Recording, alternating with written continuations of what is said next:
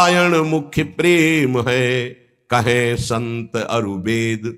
जब पराभक्ति को उपासक प्राप्त होता है तो उसमें शुद्ध ब्रह्म बोध भी रहता है और भगवत प्रेम भी रहता है। ये बड़े आश्चर्य की बात है। गीता जी में तो संकेत रूप में बोध को ही प्रधान कहा।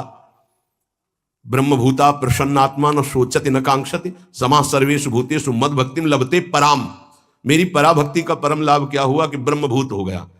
और बाबा नारायण स्वामी के दोहे से कह रहे कि पराभक्ति में एक चमत्कार विशेष ये होता है कि उसे ब्रह्मबोध भी हो जाता है, आत्मस्वरूप का बोध भी, और भगवत प्रेम भी हो जाता है। पराभक्ति और ज्ञान में तनको ना ही भेद, इतना है कि इसमें मुख्य प्रेम भगवदाकार भी रहता है, स्वरूप बोध भी हो जाता है, जो पराभक्ति को प्राप्त हो जाता है।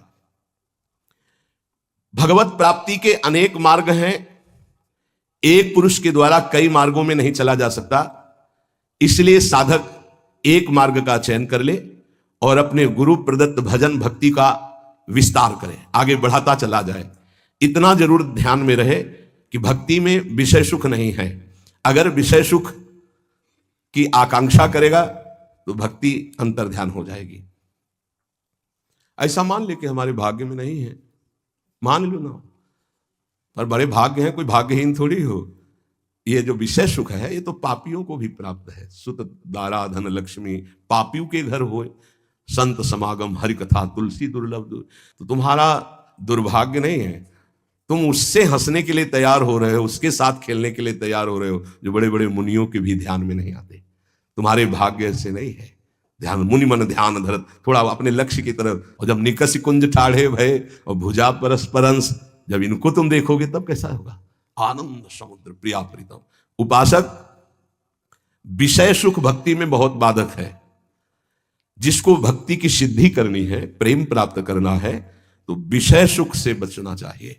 मन में लागी चटपटी कब निरखूं घनश्याम, तो नारायण भूल्यो सभी खान पान विश्राम। ये दोहा एक संत भगवान थे, गंगा के किनारे मिले थे, ये बार बार कहते थे, जो बड़ी मस्ती में गाते थे। मन में लागी चटपटी कब निरखूं घनश्याम, नारायण भूल्यो सभी खान पान विश्राम। विषय सुख भक्ति में नहीं। ब्रह्मादिक के भोग सब विषम लागत ताहि, नारायण ब्रज चंद की लगन लगी है जाहि।